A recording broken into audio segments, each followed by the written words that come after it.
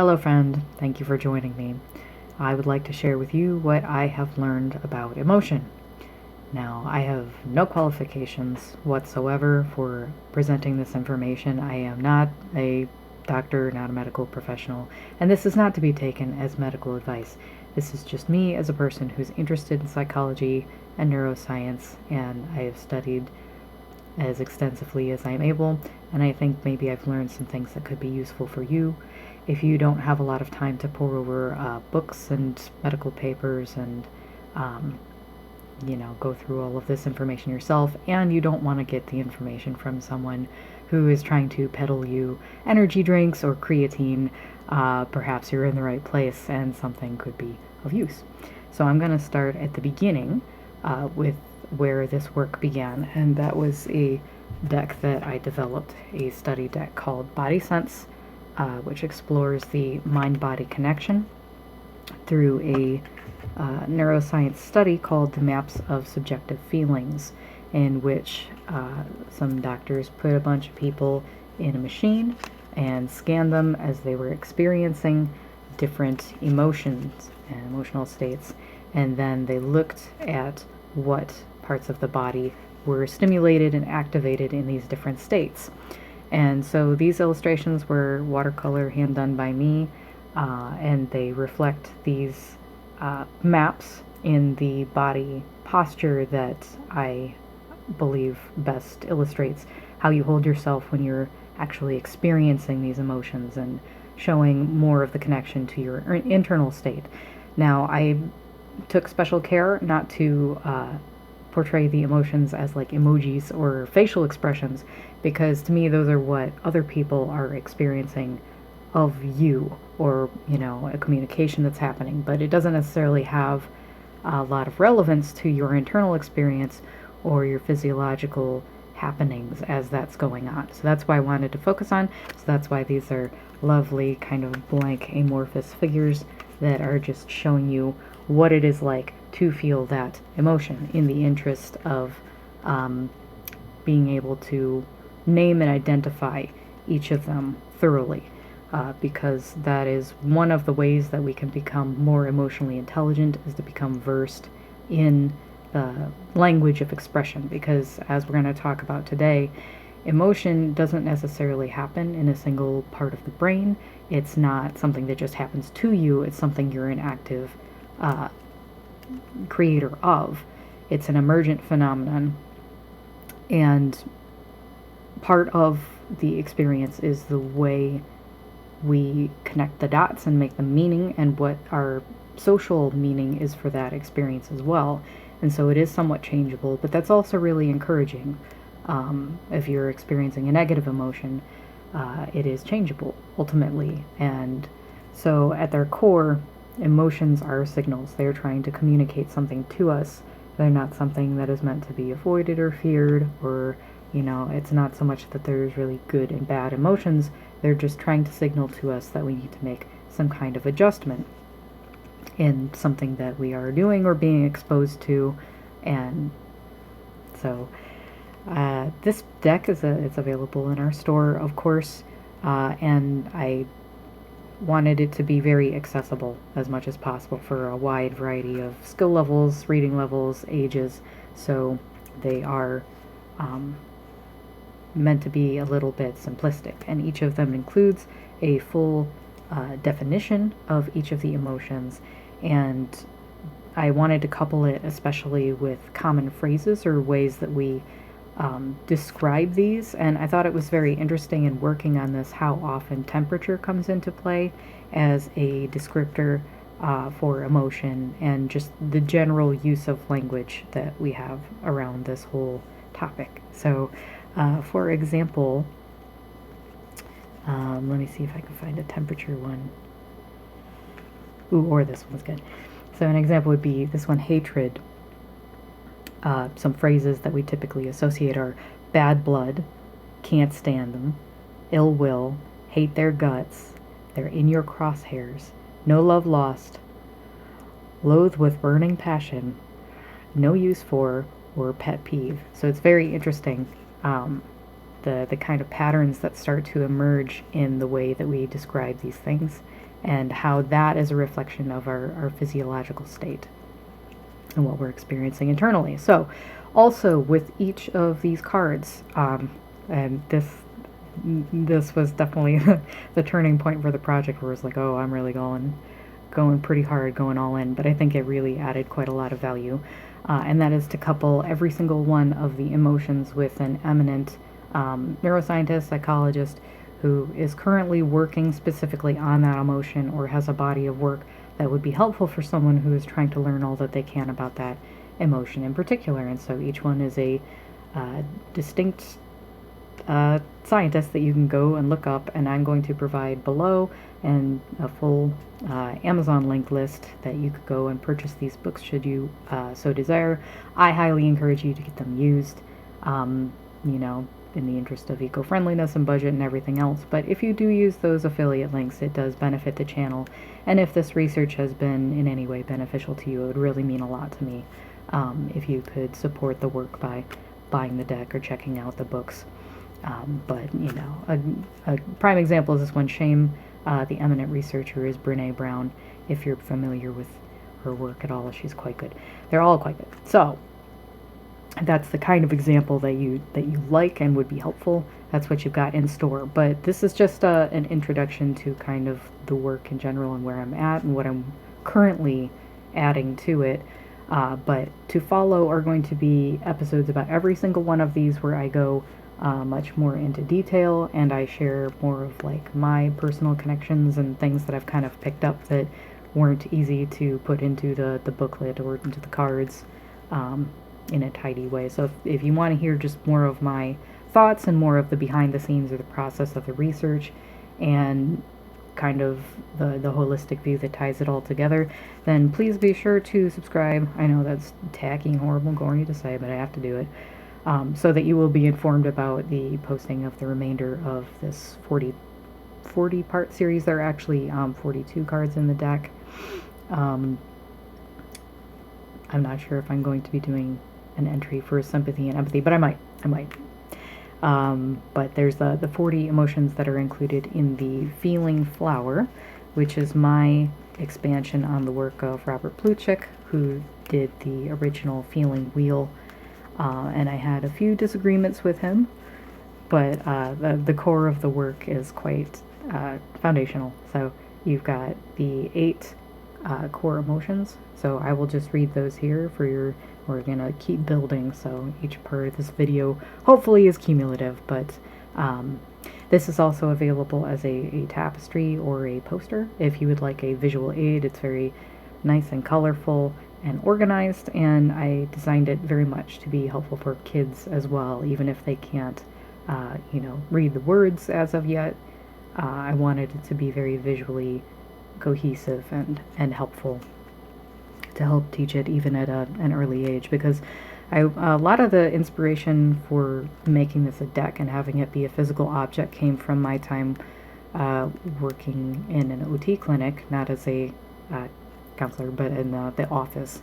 And one of the things that was kind of frustrating is there's just so precious few products available or supporting materials. So every time the parents would come in and they would ask, like, okay, what can we do? How can we do the homework? How can we do the help at home to try to tie together the therapy that's happening at the clinic? And there just is not a lot, short of straight up buying a book, which is not so helpful when you have a 5-year-old who might not necessarily be reading all that well yet. Not very helpful, And again, a lot of those early age books and movies and media, if you think about contemporary psychology media like Inside Out, those can be helpful, and certainly it's a great movie, but it focuses a little bit on the emojis, like I said, a lot on the facial expressions, and not quite forming the connections about the internal experience and the stimuli that's happening. So the core 8 emotions, according to me, this is all my research, my opinion. It's not to be taken as gospel truth. I'm sure I will continue to learn and expand on this and edit it at a later date. But this is worked pretty solid so far. Um, so happiness, trust, fear, surprise, sadness, disgust, anger, and calmness make up my core 8. And I guess that's a good segue to move into the concept that I am expanding on this work with, and I'm very excited about. It's going to take the form eventually of a book. I'm working on a book, of course, but in the meantime, I got a lot of feedback when I produced a journal with some emotion journaling prompts that accompanied the deck when we first launched it on Kickstarter, and I ordered a limited run of those softcover books, and a lot of people commented that they would really like an expansion on that, something with a lot more writing, a lot more guidance, and written pages in the book, and perhaps more meditations and activities. So I have taken that feedback to heart, and I am developing a upgraded hardcover version that I call the Tome of the Self, and that is exploring mind, body, and spirit. So part of the foundation of that work is tying the emotion, the feeling flower, as I call it, and those 40 emotions, to what I have come to kind of discover is this set of axes, these elemental axes that seem to correlate a bit to the ancient, not quite ancient, medieval, I guess you'd say, Renaissance alchemy concepts, which is the humors, which also they have a lot to do, with temperature, moisture versus dryness. And I always thought it was a really cool concept, but I didn't know what to do with it. And as I've been working on this, I started to see a pattern in these axes that have kind of an elemental quality. And I kept finding that they're not quite oppositions. It's not like good, bad. Not necessarily cut and dry like that, because emotions aren't bad. They're just trying to tell us, hey, something's going on, you need to pay attention to this. So before I dive into what those axes are, one other concept I want to throw in here is a kind of simplified version of Maslow's hierarchy of needs that I've recently kind of been formulating, which has to do with these 3 main spheres, if you will, and the way that they build upon and interact with each other of these words, which I'm sure you're going to be familiar with on their own. But the idea that these 3 have a relationship is something that I've just recently kind of started playing with and exploring. So the foundational level and what needs to be attended to before anything else can possibly happen, when you think about the survival needs of Maslow, right? It's something that we currently call the body budget. And, contemporary psychologists have been emphasizing this a lot in the way that it's very easy to over-intellectualize and kind of avoid addressing our physical needs. It's like when you get in the zone and you get in a groove and you're working on something and you forget to go to the bathroom until it physically hurts. Things like that. We have to be very careful about our ability to abstract and to kind of disassociate and remove ourselves from our physical reality. So the main purpose of this work, if nothing else, is to help really solidify and build that association and connection and understanding how the mind and the body communicate with one another and how we understand what is needed. So the body budget is the physical reality of what we need to be able to function, right? That's our metabolism, that's our temperature, comfort, that's protecting against disease or, foreign malady, all that. And making sure we have clean air and water, all of those base survival necessity things. And the cost that will be built on top of that of different things like social activities and mental activities, which do also burn calories. So on top of the body budget, we have a concept which is the social battery. And typically this is referred to in terms of like extroversion versus introversion, right? How much of a social battery and capacity you have to participate in continual social activity. But it's not just a one-way, expenditure. There has to be something that recharges this battery. That's why it's an effective metaphor, because everybody is unique and different. And for some people, the typical kind of definition is that an extrovert either has just a much larger capacity for extended social activity, especially with extended network or strangers, and so they're not being depleted as quickly, or there are social activities that actually kind of energize them, and this is something beneficial to them. And it's usually described kind of counter to this concept of introvert, which are, people that prefer to be alone or tend to themselves and find social gatherings kind of exhausting, or they prefer their social interaction to be with like an immediate, intimate circle of friends rather than going out in public or dealing with people that they don't know. I've always found it to be kind of an unhelpful concept, especially because it's so individual, and to try to set it up as that binary, there's all this other stuff in between. So I won't be getting into that as much with the work we're currently doing, but I just want to put it in its context there as far as its orientation towards these other things. And so building up on social battery, we have this very spicy contemporary concept, which is the mental load.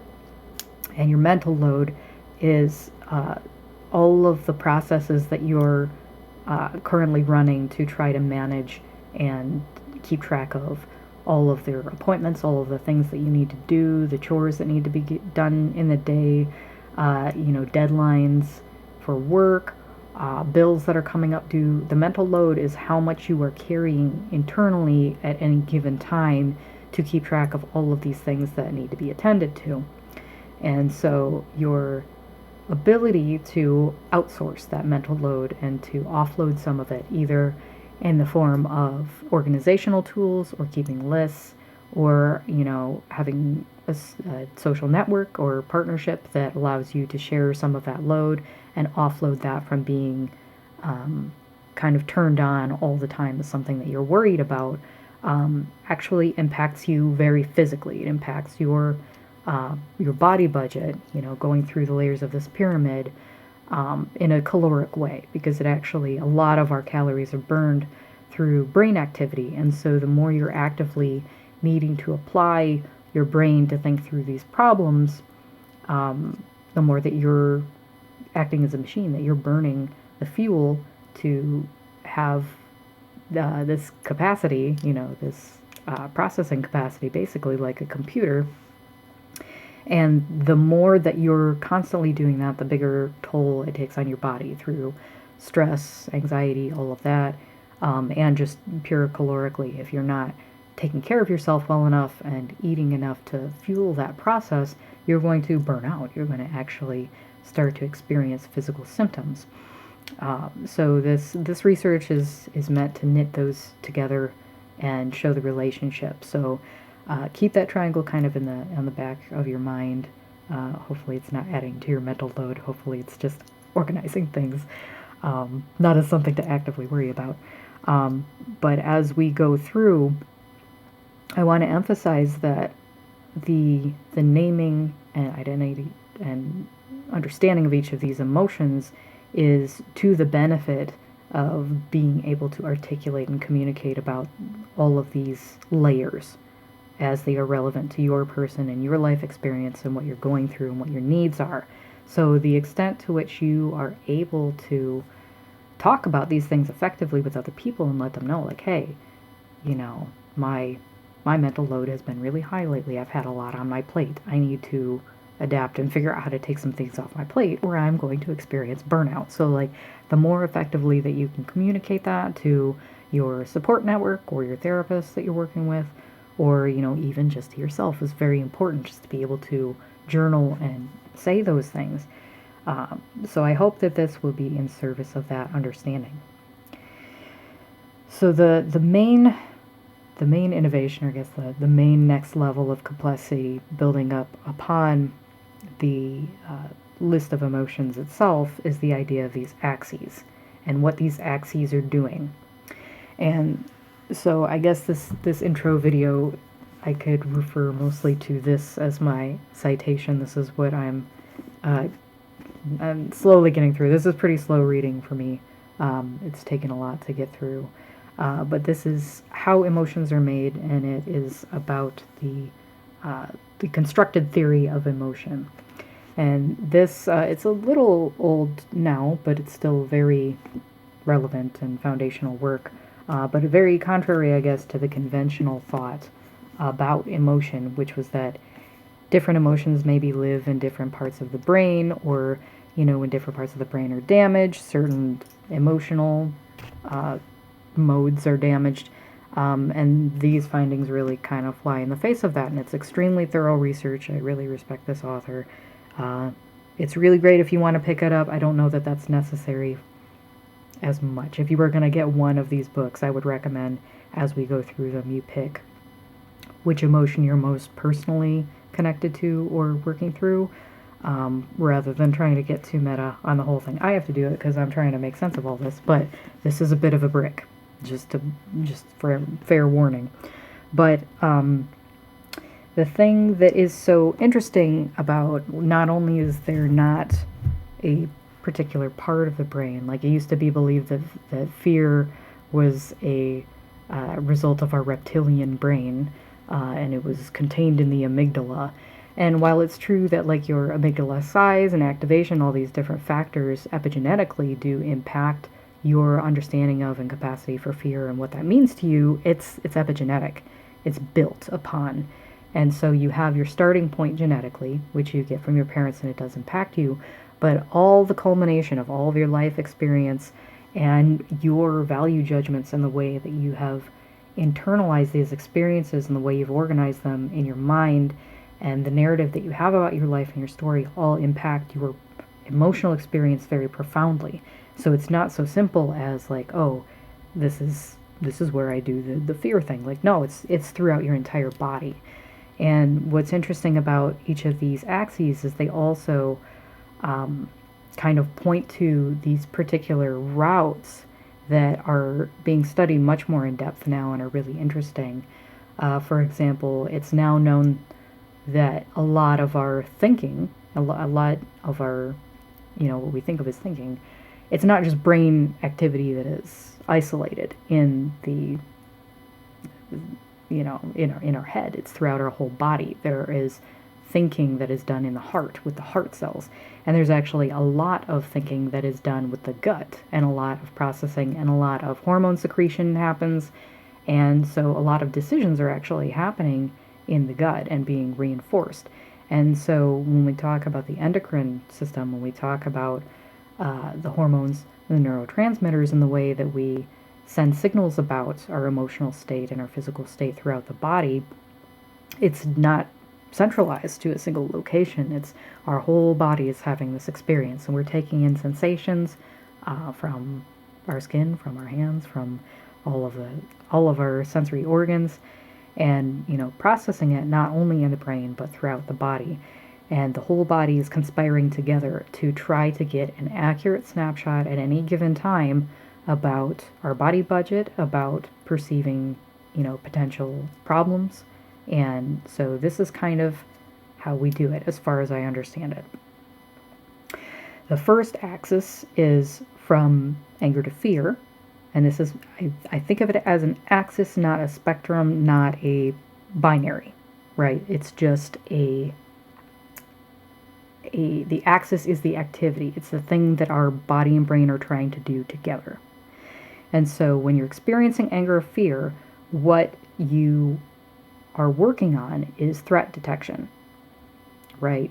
And so all of these other surrounding emotions, as far as the aggression or the hatred or the anger, it's usually directed towards a person or happening, is what I've kind of noticed as the pattern. And when you're doing that, when you're getting angry at someone, you are detecting the threat and trying to appropriately gauge how much of a reaction is necessary in you and which type of reaction. So you may be more familiar with the fight, flight, freeze response. This response is built upon the axis of fire. This is what is the most efficient, most correct use of the body budget, right? Through the endocrine system, through secretions like adrenaline in response to a potential threat situation, getting your body ready to potentially fight or flee. All of that is requiring amino acids, it's requiring calories, it's requiring a physical investment on the part of your body to formulate this response. And so fire and this hot mode of temperature, like I talked about, the medieval humors, they focus on, hot, dry, cold, wet.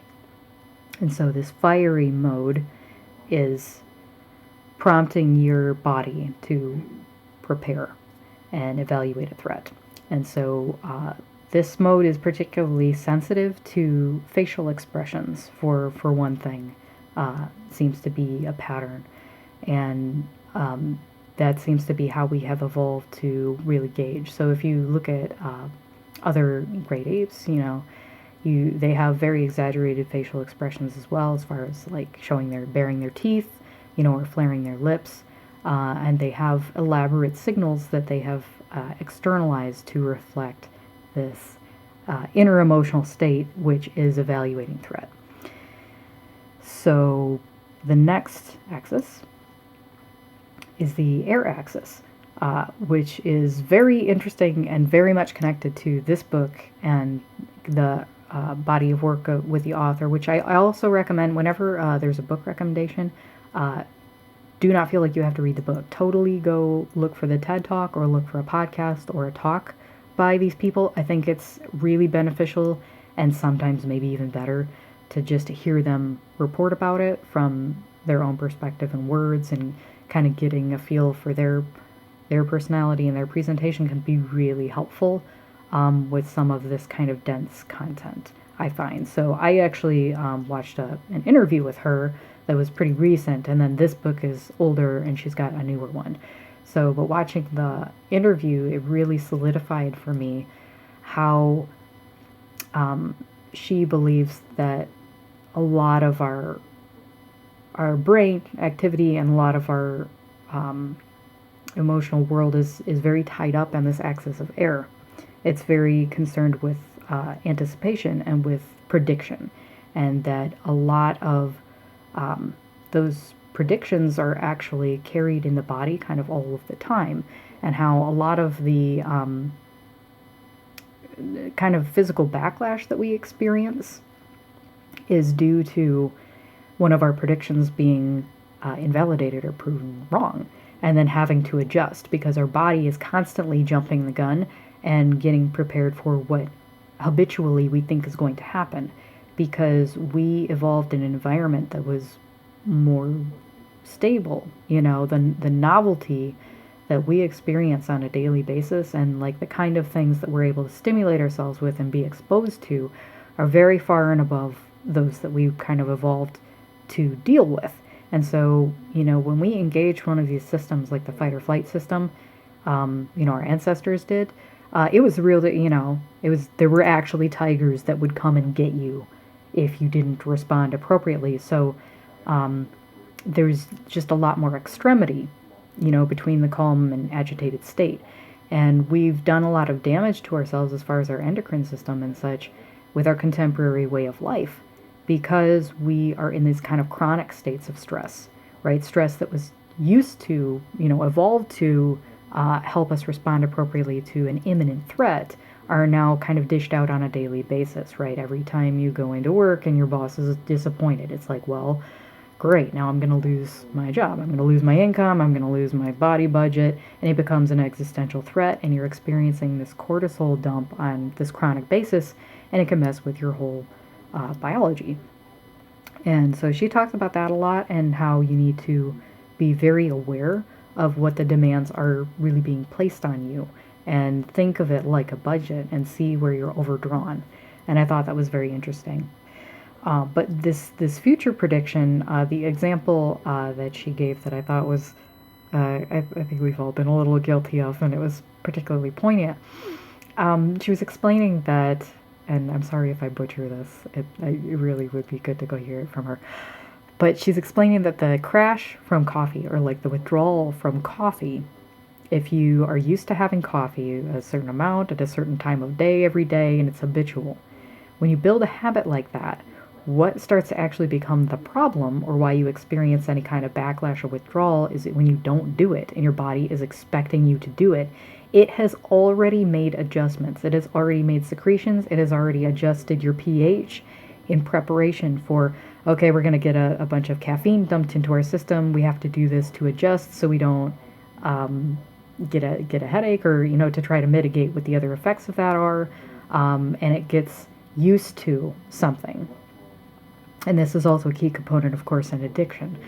But if you don't have the coffee at the time you usually do, you experience a withdrawal. You might have a headache. And you think, like, what the heck? Why is that? It's because you didn't, and your body adjusted your chemistry as if you were going to. It's very Pavlovian, if you're, familiar with the story about Pavlov and his dogs, with the training, where just ringing the dinner bell and the anticipation of being fed causes the dogs to salivate, knowing that it's dinner time. So all they have to do then is have that association that they've made, where they hear the bell, it's dinner time, and they start to salivate even when no food has been presented. So we do this constantly, and all of our expectations really set the tone for our chemistry. And we have to be very aware of, like, the kind of habits that we're building, how that might be impacting it.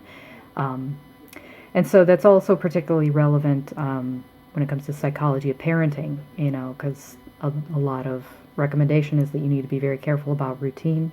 You need to be very consistent and, build these habits. Very important foundational thing for children, because they need that regularity. And now it's becoming obvious that that's due to just how sensitive they are in their chemistry, and not having the coping mechanisms and not having the emotional intelligence to regulate what physiologically is going on when their expectations are shattered, and being children and having no life experience to draw from. Though everything is novel, everything is very shocking and new, and so a lot of, like, the meltdowns and the extreme reactions are due to just not having the ability to change that chemistry in a timely fashion to not be rendered in a great deal of shock and pain. So I thought that was very interesting. So next is the axis of water. And this one's very, very interesting, in particular alchemically, as far as the elements, because water is associated with the emotions themselves. So this whole field of study, arguably from kind of a metaphysical standpoint, is within the purview of, water mode or water axis, and also quite mistakenly and toxically and problematically, the emotional realm is frequently relegated to the feminine sphere. This is, of course, completely stupid, and I hope nobody is going to be down there in the comments making some foolishness about it, because emotion, there's nothing gendered about it. We all experience the full range of emotion. Hopefully, if you're not experiencing it, you're suffering perhaps from alexithymia, or you need to do some work and go to therapy, because you need to be experiencing the full range of emotion, and that includes ones that we might think of as bad, because if you're not, then that's a serious red flag that there might be something going on physiologically, and you don't want to find out later, years later, like, oh, I've been doing chronic damage and now I have a degenerative illness, I have some kind of autoimmune disease because I've been, eating my body alive with stress. You don't really want to do that just to put up this kind of, like, tough guy persona of, like, oh, I don't have feelings, I don't need to know all of these things. And yes, you do. Everybody does. We're not a single one of us is exempt from it. Not even us Capricorns. We do have feelings, and it's important to learn all we can about them.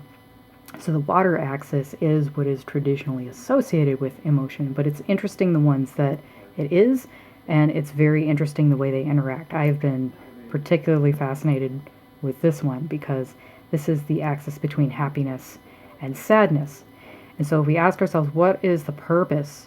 What possible purpose could we have for being sad? What is that trying to communicate to us? How is that helping us survive, or adding anything to our life experience? And what as I understand it, again, disclaimer, what I think happiness and sadness are doing is they're forcing us to evaluate stimuli that we have gone through, and memories in particular, and apply value and apply that introspective meaning to these other emotional experiences, and to sort them out and figure out um, how they relate to our narrative, how they relate to our sense of self and our story. And so evaluation is the purpose of this water axis. And of course, we also have, I didn't mention it before, but we have within the purview of our virtue project, we have this concept of the cardinal virtues of the elements. And water is kind of, I wouldn't say tricky. It's, for me, it's annoying from a graphic design standpoint, because I really wish the language crunched out a little better. I have yet to find exactly the word that is perfect and I would want to describe this. But what we ended up with is control. And it is not control of others, it is control of self. It's self-control. But that was a mouthful, so we just put control. But water is control, and not just in a Magic the Gathering meme control deck kind of way, but if you're that flavor of nerdy, maybe that resonates with you. The self-control has to do with, you know, an emotional regulation in general, which is the charge of the watery signs. It has to do with your ability to tell whether something is a big deal to you or not. And, you know, make sure that you're applying your budget appropriately to that. Because if you start making a mountain out of a molehill about every single thing and decide it's personal and it's hurting you emotionally, then you're going to be exhausted, right? You're going to be actually using, you know, when we talk about hormones, we talk about neurotransmitters, serotonin, dopamine, these things actually take physical components, right? It requires amino acids to build these things. And so if your diet is off and you're not actually taking in enough of these things, or you're not supplementing it appropriately, which can be very tricky to do. And it's a particularly tough, tricky topic, because a lot of the building blocks and components come from perhaps animal products, proteins in particular, you know, and depending on your diet and your ethos, that could be kind of a challenge for you. And regardless of your ethos, budgetarily speaking, especially if anybody has checked the price of, you know, meat and eggs lately, that can be one of the most perishable, expensive, and difficult components to get into your diet. You know, and there's lots of sensitivities and allergies that can make that really challenging. But you have to be paying very careful attention to that. If you know you're a sensitive person, you're feeling a lot, or you're taking things very personally, and you're experiencing a lot of this range of happiness and sadness, it's good to do that. We all should do that. We shouldn't be avoiding it. But you have to really bear in mind that it has a physical cost in these amino acids. And so I highly recommend, if this is something, like if you get nothing else from any of the rest of this, and, you know, you came here because you're just like, man, I'm experiencing a lot of emotion, and I want to understand it, it's really a lot, and I'm feeling drained. First step, fish pills, fish oil, or triple omega. They have vegan ones as well that use flax, whatever, you know, your preference is. If you are feeling just emotional and drained, regardless of which, we're going to go on to help identify them, but regardless of which one it is, if you don't have the building blocks for the hormones that your body is using to communicate about them, you're going to feel awful all the time. You're going to feel fatigued and drained because you don't have the material available.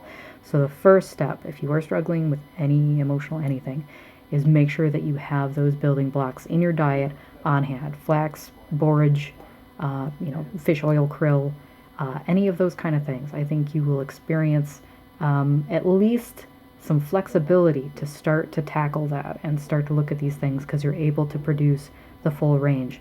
So the book that I'm writing is going to deal with this in intensely more detail.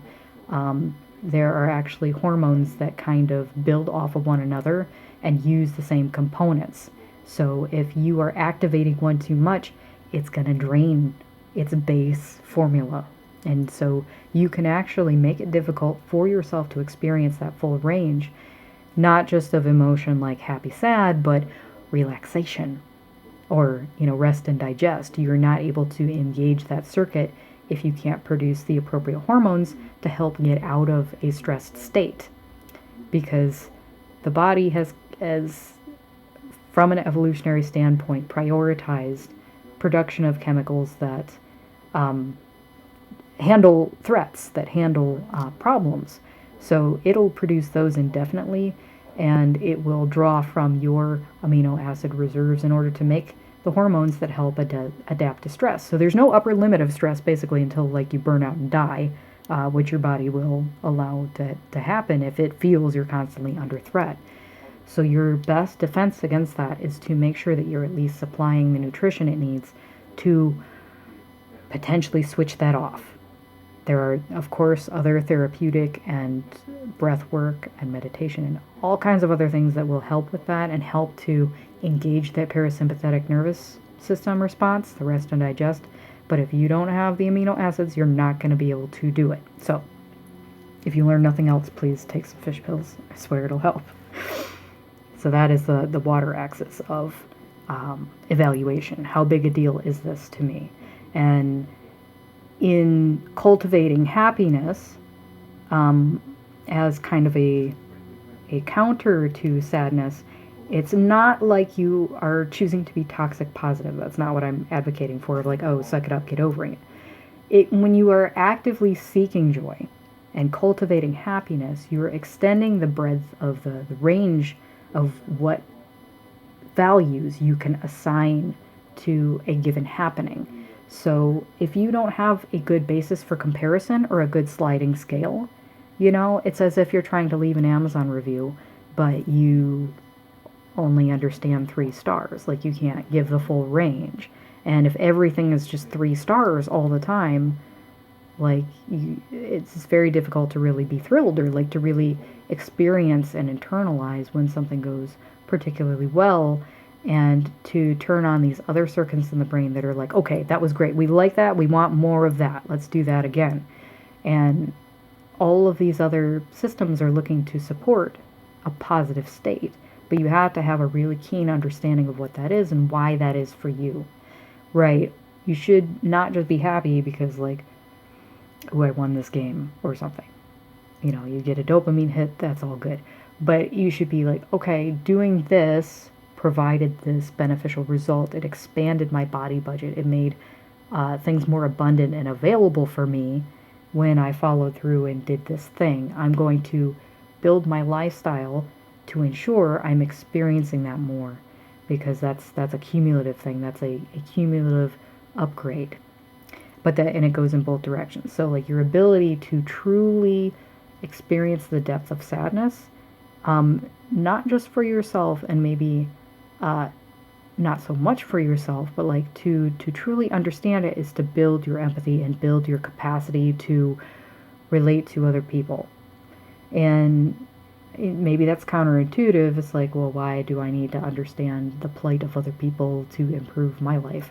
Because we're all in this together, and it does matter. Like, your support system and your environment extends to everyone within it. So simply insulating yourself and trying to preserve your happiness, and keep all bad vibes out and avoid, actually makes us a lot more fragile and a lot more sensitive. Like, a rising tide lifts all ships. Like, the extent to which we can prevent true suffering, that at least what is preventable, the extent to which we can do that for every human being on the planet is the extent to which we will all be extremely healthy, adaptable, and stable. And we don't do that from avoidance of sadness. We do that from understanding of sadness and the value it is trying to teach us about us and our society and our human experience and the way that we want to be and the way we want to be to one another. So don't dodge sadness. Sit with the feeling, process the feeling. We're going to go through it. We're going to get through the cards that touch on that sector of emotions, but like I really encourage all of you to take on board this point that, like, it's important to feel all of your feelings very fully and also try to extend the duration of your experience of that feeling. If you're the kind of person where something great happens to you and you're just like, you have a moment and you're like, yeah, it was great, and you just kind of move on, see if you can just extend the experience a little longer, and just do it mentally. Like, talk to yourself in your head or out loud, however you need to do it. Go, that was good. I'm glad that happened. Look at all of these other things it connects to, and like make those connections, because we are extremely changeable, and humans are adaptable and neuroplastic. And neuroplasticity requires you to actually go through those thought processes repeatedly. And if you think about it like the path on a playground, like between the door and the swings, right? There is a rut. There is a bare patch of dirt that has been worn down from repeated little tiny feet stomping on it mercilessly over time. And our brain works the same way. All of these neural pathways can be reinforced and strengthened and made default. And if you're suffering from a lot of anguish and a lot of grief and a lot of sadness, those might be just really well-trod paths for you that have been reinforced by a lot of bad things happening, and also like feeling that they're bad, attributing that meaning to them, not just as they happen, but in the total of your life story, like, oh, this is just my luck, this always happens to me. And once that rut is there, there is a biochemical response where it is easier and the body expects and anticipates. And the more you reinforce that story, the easier it is to take that route. And that's not necessarily bad or wrong. That's a thing that happens. But if you're finding like it's depriving you of joy, it's having a negative impact in your life, and you don't want it, and you do want to change, then it is changeable. And there's multiple things that need to happen, but just I hope that's a little bit reassuring if anybody is coming here in a troubled state. Like I said, not a doctor, can't really help with that, but it can help you maybe understand the relationship between these things and what you could start to do about it, perhaps with some kind of therapy or support. So that's the water axis, happiness, sadness. And the last one, my axis, is earth. And earth is very interesting because it deals a lot with that gut connection that I talked about. It has to do with digestion. And this is the range from trust to disgust, which has to do with comfort, physical comfort, and olfactory response in particular. It's one of the most strong, ancient systems. There are certainly other animals that have a more powerful sense than we do, and experience the world sometimes almost exclusively through that set of senses. But our sense of taste and smell, for evaluating whether something is good for us, whether it's wholesome, whether it's safe to eat, whether it's going to damage or strengthen our body budget, those things are very deeply connected and rooted.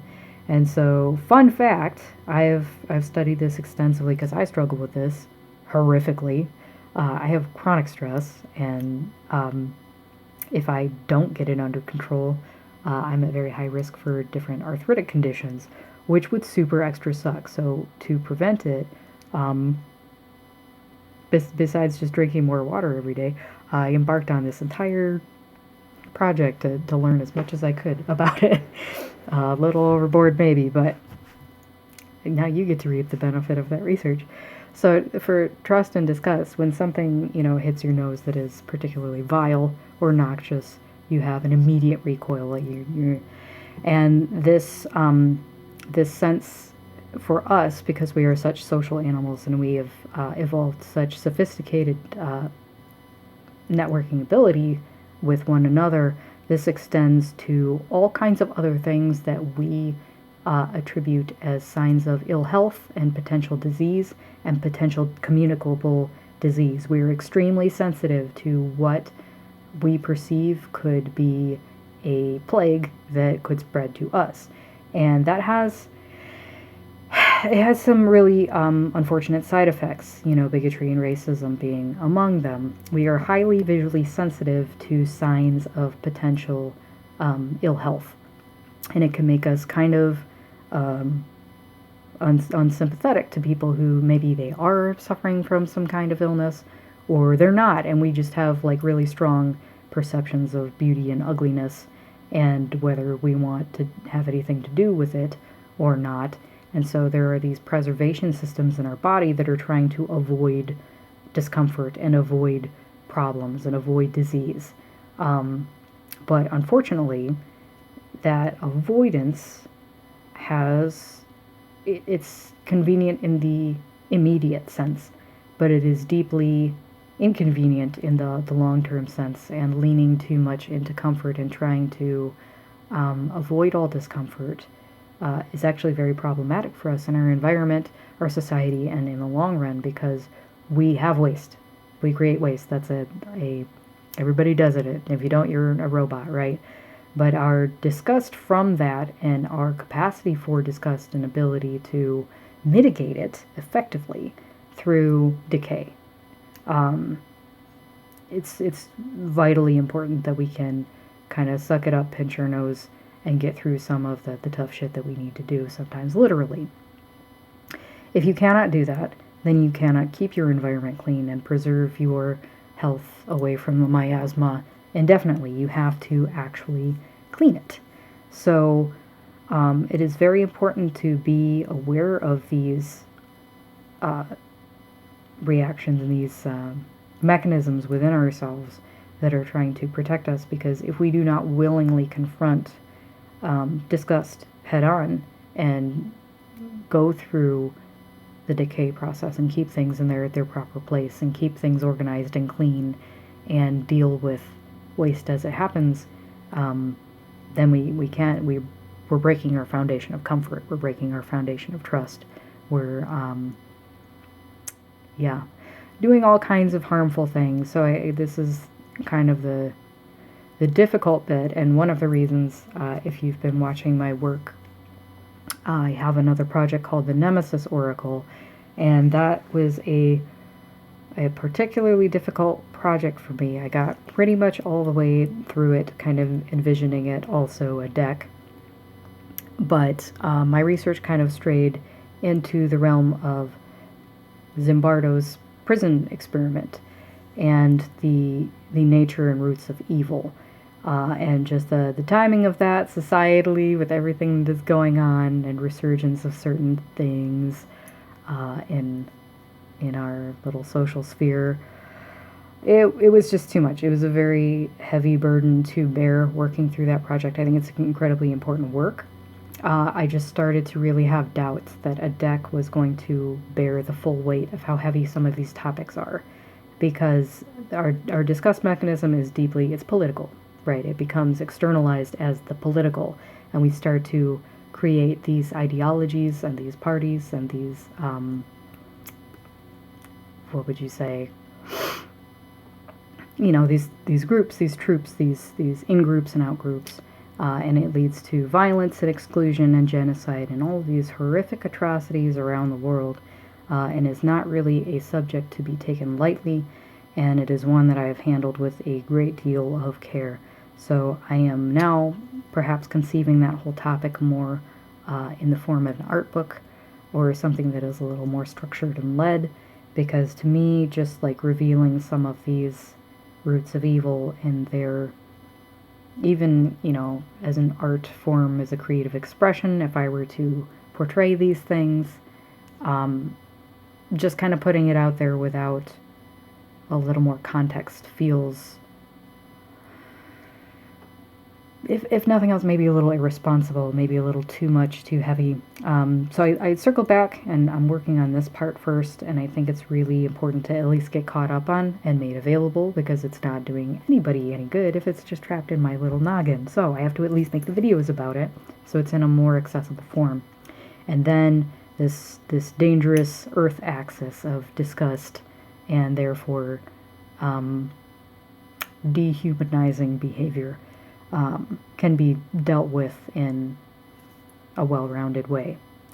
So the main takeaway that I want you to have about the axis itself is that our judgment of others, our shame and feeling of guilt within ourselves. Like, all of those feelings are earthy, they're heavy, but the purpose of them ultimately is to try to preserve our bodily integrity, preserve our digestion system, and manage stress. We are trying to create comfort for ourselves to reduce and mitigate stress.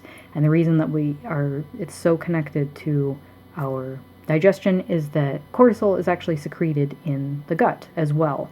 It is all over the place, in both in the brain and the gut.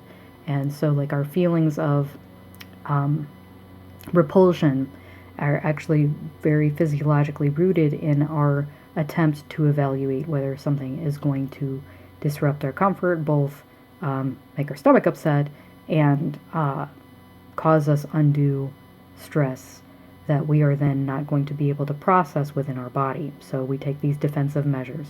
And it is unfortunate when those defensive measures include harm to other people. And it is important to explore this topic as thoroughly as possible, to do what we can, each as individuals, to challenge our biases, challenge our narrative, look at our strongly held beliefs and make those value judgments and determine if they're truly in service of our well-being and our health, and what ones maybe are not and could change. And they change through, as far as I have seen, through gradual exposure, through cognitive behavioral therapy, as one of the most effective of all therapy modalities. And so with that, that was the introduction. Very lengthy, I know, not very concise as usual. I can say I'm going to change, but we know I'm not. So I hope you enjoyed it at least, and we're a little bit informed. That is just the dipping the toe in the water of this whole next phase of this body of work, involving psychology and the emotions. So that's the intro of the axes, and now you know what they are. So I'm going to be bringing them up as appropriate as we cycle through every one of these cards. And now we're going to put it in the context of this axis and presenting to you what I believe the emotion is trying to get you to do. And so as you're experiencing it, in addition to just leaning into the experience and trying to name and feel it thoroughly, I'd like you to be able to keep in mind what this signal is trying to tell you about a change that you could make in your life to improve your body budget, social battery, and mental load. Thank you so much for joining me. I really appreciate your time, and I will try to provide as much value as humanly possible throughout this series. And there will be a supercut available at the end, should you desire to binge watch. And I am also trying to keep visual aids to an absolute minimum, or to a non-essential level, so you don't need to tune into the video. It's mostly just going to be me recording my face and talking to you. I do think that's beneficial, so you can read my cadence and see, get more context and meaning for yourself. So I will record them live, but it's meant to be podcastable or audio focused, so that you can also kind of listen to it more passively, especially for episodes that are maybe about emotions you're not struggling with as much, or don't maybe need to put your full attention on. I understand it's an awful lot of material to get through, so I'm going to be as concise as I'm able to, and also make it optimized for this auditory form.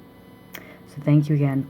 The links are going to be in the description for all of the recommended reading, and if you'd like to get a copy of this, I've also been running sales pretty frequently. So this is not the product that I came out with to pay the bills. This is very near and dear to my heart. This is something that I really did develop to try to help people.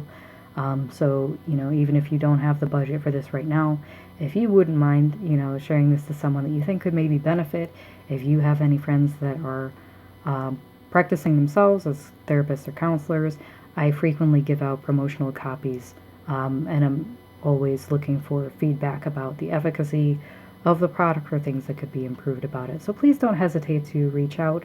It is studiopandemonia@gmail.com. I'll put the link down below as well. Pretty phonetically memorable, though, if you want to just get a hold of me about anything, really, or drop a comment below. I hope you have a great rest of the day. Thank you again.